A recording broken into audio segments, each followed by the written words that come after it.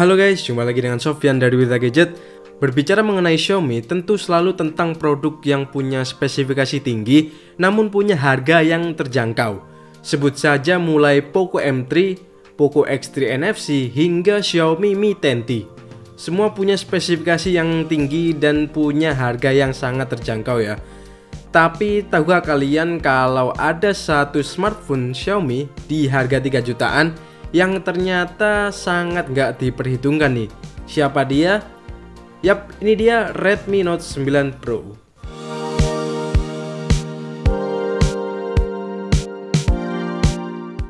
Di awal rilisnya pada awal Juni 2020, HP ini tidak sedikit menerima cibiran. Bukan karena apa, melainkan karena ekspektasi soal harga yang berkaca di Redmi Note 8 Pro yang varian terendahnya dibanderol hanya sekitar 2,99 juta.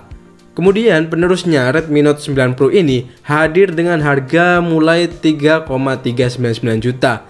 Yap, selisih 400.000 dan seketika membuat banyak pihak yang nggak melirik smartphone ini. Tapi untuk sekarang situasinya sangatlah berbeda. Bisa dibilang berbeda 180 derajat mungkin ya. Dimana HP ini tuh sekarang sangat menarik banget. Apa menariknya?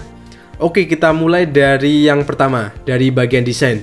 Soal desain Redmi Note 9 Pro ini bisa dibilang cukup fresh ya, karena tidak lata mengikuti brand lain yang menempatkan kamera di bagian samping. Kamera di bagian tengah Redmi Note 8 Pro masih dilanjutkan tata letaknya di Redmi Note 9 Pro ini. Bedanya sekarang dibuat mengotak. Saya sendiri sih suka aja sih dengan penempatan di tengah kayak gini. Kesannya mirip sama flagship Huawei yang itu tuh, Mate 20 Pro. Justru kalau diletakkan di samping malah terkesan murah karena banyak HP sekarang yang pakai desain mengotak di pinggirannya. Soal bodinya ini kaca ya, udah dilapisi Corning Gorilla Glass 5 dan warna yang saya review ini punya warna blue. Maksud saya warna interstellar grey. Kalau kalian nggak lihat boxnya atau penamaannya, mungkin pertama kali lihat HP ini tuh bakal ngiranya kalau penamaan warnanya itu blue. Emang nih HP kalau kita lihat lebih ke warna biru ya daripada abu-abu. Saya sendiri sih suka-suka aja warnanya, soalnya bikin HP makin mewah dan glossy. Selain itu, kadang kita bisa sedikit berkamuflase dengan casing bawaan yang dibawa oleh Redmi Note 9 Pro ini. Pas dipakein casing, serasa punya HP yang berwarna hitam. Asli, ini unik banget sih. Dan saya acungi jempol buat Xiaomi. Berbeda dengan adiknya Poco X3 NFC, Redmi Note 9 Pro ini sayangnya masih belum membawa refresh rate tinggi. Bahkan 90Hz saja masih belum ada di HP ini. Tapi soal kualitas layarnya menurut saya udah bagus sih buat level IPS di 3 jutaan. Panel beresolusi Full HD Plus ini punya warna yang cukup akurat dan nyaman dipandang. Tapi entah kenapa agak kurang cerah gitu ya menurut saya. Brightness-nya itu agak kurang dikit. Smartphone dengan Snapdragon 720G termurah saat ini bukan lain adalah HP ini. Di saat HP lain hadir dengan Snapdragon 720G di harga 5 jutaan atau 4 jutaan, Xiaomi saat ini mungkin bisa berbangga karena dengan budget 1 hingga 1,5 juta lebih murah dari brand lain, user akan mendapatkan chipset yang sama kencangnya. Dan chipset ini menurut saya oke banget dan bagus banget di harganya ini. Rasanya kayak nikmat yang mana lagi yang kalian dustakan. Soal performa, saya buat main Genshin Impact bisa berjalan lancar di grafik low 30 fps dan 60 fps. Sementara di medium 30 fps dan 60 fps masih bisa berjalan cukup lancar, tapi sesekali mengalami frame drop. Saran saya sih mendingan di setting low aja biar experience gamingnya lebih enak.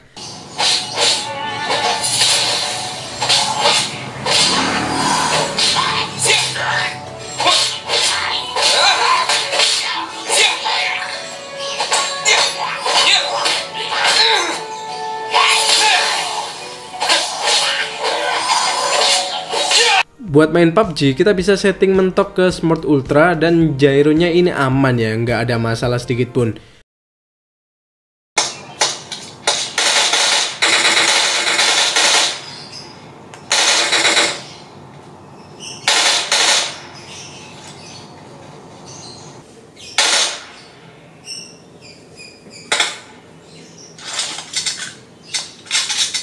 Lanjut ke game Call of Duty Mobile. Di sini kita bakal dapetin grafik high frame rate max atau grafik very high dengan frame rate very high. Dengan settingan kayak gini harusnya nggak ada masalah lah ya buat menangin match di CODM.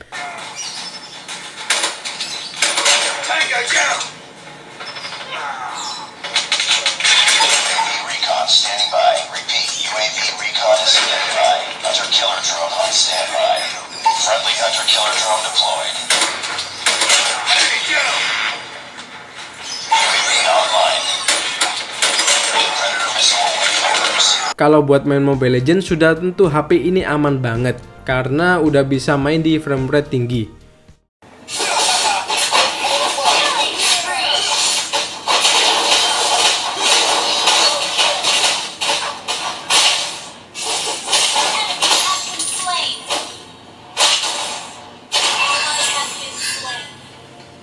Soal panas, menurut saya HP ini dipakai main game sekitar 30 menitan, cuman anget aja di daerah kameranya ini, dan nggak ada panas berlebihan.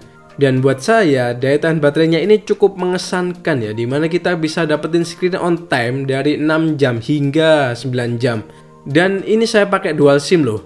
Faktor ini pula yang bikin saya betah pakai HP ini. Dimana enggak, HP ini di samping awet, performanya juga oke banget. Yang bikin agak ganggu mungkin UI dari MIUI ini ya, yang emang hobi banget suka nampilin iklan. Ketika nginstall aplikasi ada iklan, ketika abis nonton video di galeri ada iklan. Sampai-sampai ketika kita iseng swipe ke kiri di lock screen ada juga iklannya. Tapi buat yang udah gunain lama mungkin bakal terbiasa dengan adanya iklan ini. Tapi ya agak bisa diterima sih karena HP ini hitungannya udah terjangkau. Untuk performa ngecasnya dari 10%, kita bisa mengisi penuh HP ini ke 100% dalam waktu 1 jam 40 menit. Nggak yang cepet banget sih, tapi ya udah lumayan lah jika melihat daya tahannya. Soal memori, Redmi Note 9 Pro yang saya review ini udah bawa RAM 8GB dan storage 128GB. Dengan harga 3,5 juta, saat ini tentu RAM dan storage-nya ini udah memadai banget ya. Jika kurang, kita bisa menambahkan micro SD slot di slot triple SIM-nya ini.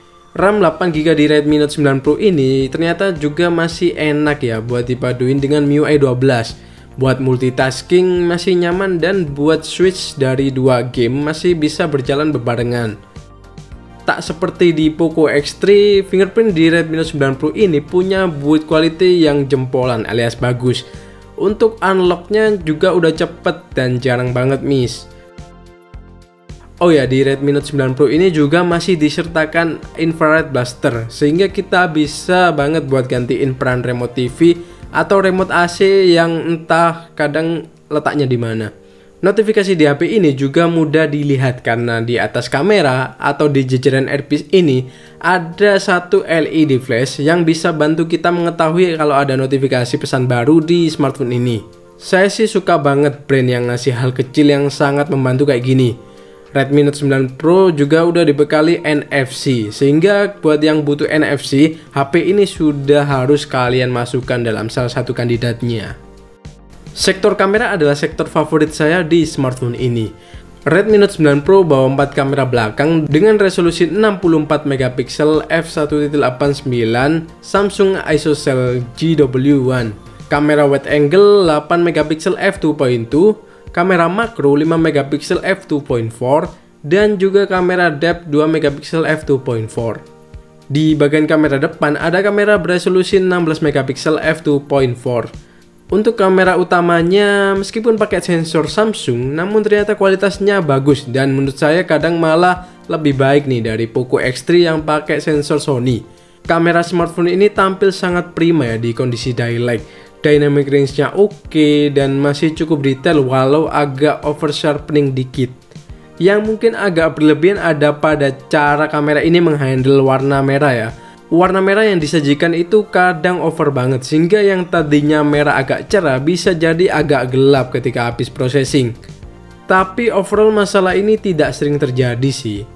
Seperti Poco X3 NFC, saya juga kurang suka bagaimana AI-nya ini dalam memotret makanan karena fotonya jadi overexposure dan oversaturasi ya. Untuk lensa wide angle-nya udah cukup bagus sih menurut saya di 3 jutaan. Meski masih ada noise di beberapa kondisi seperti senja sore kayak gini. Yang menarik menurut saya adalah kamera makronya. Sensor 5 megapiksel ini menurut saya masih enak ya buat digunakan untuk foto-foto makro. Karena ketajamannya ini masih terjaga dan kecerahannya juga masih enak buat dilihat.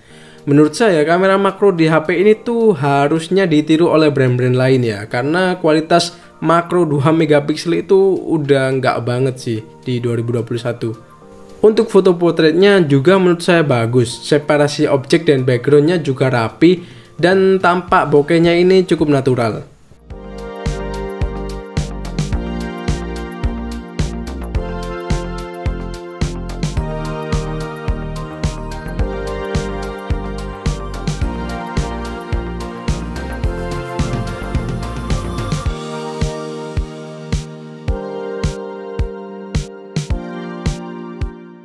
Kabar baiknya buat para konten kreator seperti saya, HP ini punya banyak fitur pendukung seperti mode Pro di kamera ini. Kita bisa menggunakan mode Pro baik untuk video maupun foto. Untuk foto, kita bisa mengatur white balance, fokus, shutter speed, hingga ISO di ketiga lensanya, yakni makro, wide, dan juga lensa utama.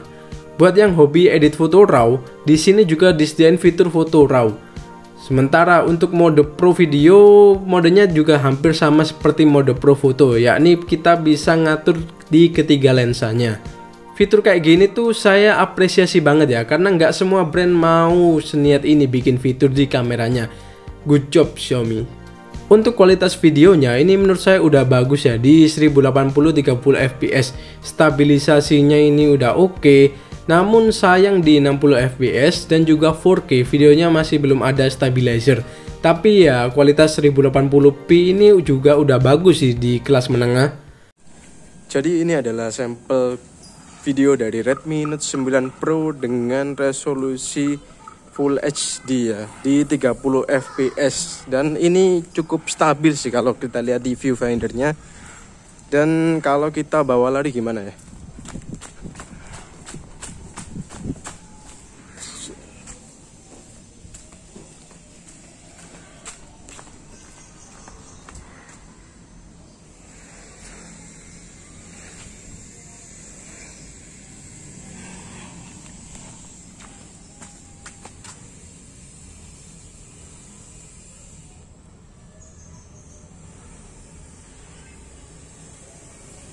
Pada kamera depan, videonya belum ada stabilizer ya, tapi frame rate dan detailnya ini udah bagus menurut saya.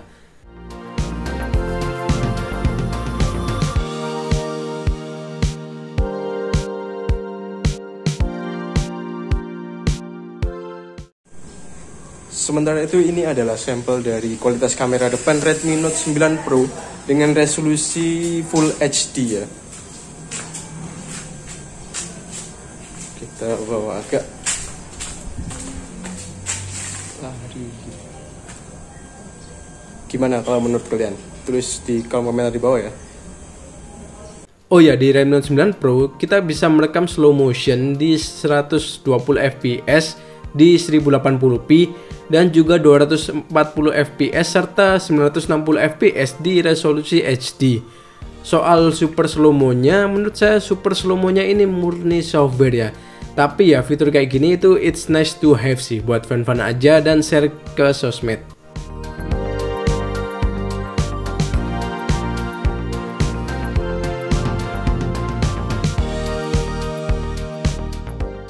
Overall kamera Redmi Note 9 Pro ini menurut saya salah satu yang terbaik di 3 jutaan. Dan kalau kita bisa dapetin di 3 juta lebih dikit, mungkin ini adalah pilihan terbaik buat yang nyari kamera. Semua aspek foto maupun videonya udah bagus dan cuman dikit banget sih kekurangannya. Oh ya, hampir kelupaan, di sektor audionya terutama di speakernya ini surprisingly oke banget buat harganya ya. Saya nggak nyangka speakersnya meski nggak stereo tapi enak ketika didengerin, hingga set volume maksimal pun tetap nggak pecah ya suaranya. Bassnya juga cukup nendang.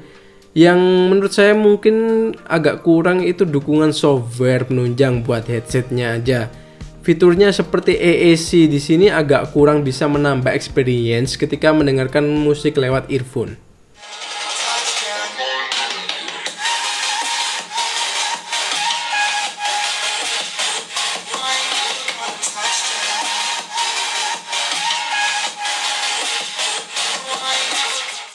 Oke, masuk ke kesimpulan.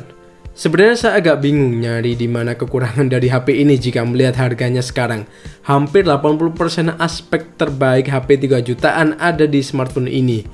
Alasan paling mendasar atau yang paling utama bikin HP ini tuh nggak cocok buat kalian adalah mungkin di MIUI, iklan, dan juga layar yang masih belum punya refresh rate tinggi.